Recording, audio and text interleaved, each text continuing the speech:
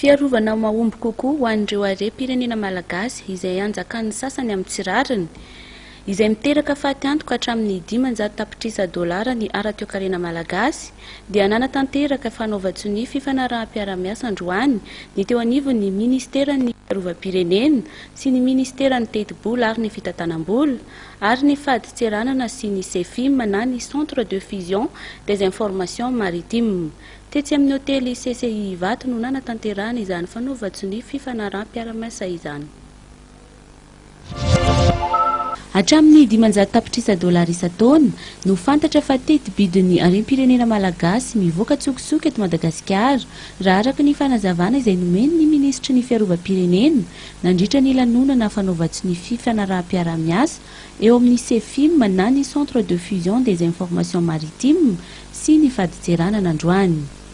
Manana morontsiraka 5,000 km i Madagasikara, morontsiraka izay mibanaka tanteraka ho iatran'ny fanazavana nandritra ny lahateny izay nataon'ny Ministry ny Fiarovam-pirenena. Nanamafy ihany koa ny Tale Jeneralin'ny Fady Tseranana nanazava ny mahazava-dehibe izao fifanaraham-piara-miasa izao. Ny Fady Tseranana raha ny fahafantarantsika anazy isan'andro dia eo amin'ny fampidirana ny hetra izay ampidirana amin'ny kitapo-bolam-panjakana.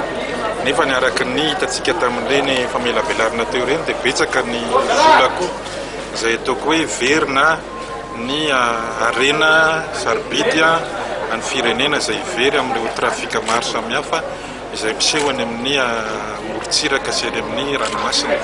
Ka dia nanapa-kevitra zany ny fitondrana nanao an'ity signature alohan'ity izay arahana tamin'ny CEFIM, zany hoe le centre de surveillance zany izay en primature misy anazy sy ny tafika an-dranomasina izay iara-iasa amin'ny Fady Tseranana amin'ny fanenjehana an'ireny ataoko hoe tsy fanara-dalàna mikasika ny lalàna momba ny Fady Tseranana ireny.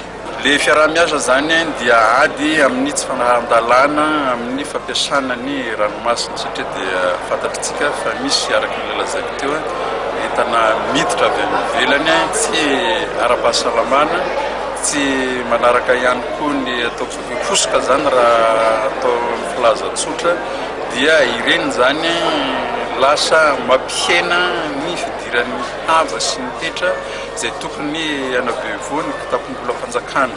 Ka misy ny fiaraha-miasa satria misy ny herin-dranomasina eo anivon'ny tafika malagasy izay afaka manao an'ireny olona manao an'ny asa fijiriana ireny dia izay le fiaraha-miasa niarahana tamin'ny Ministeran'ny Fiarovam-pirenena sy ny Ministeran'ny Teti-bola sy ny Fitantanam-bola.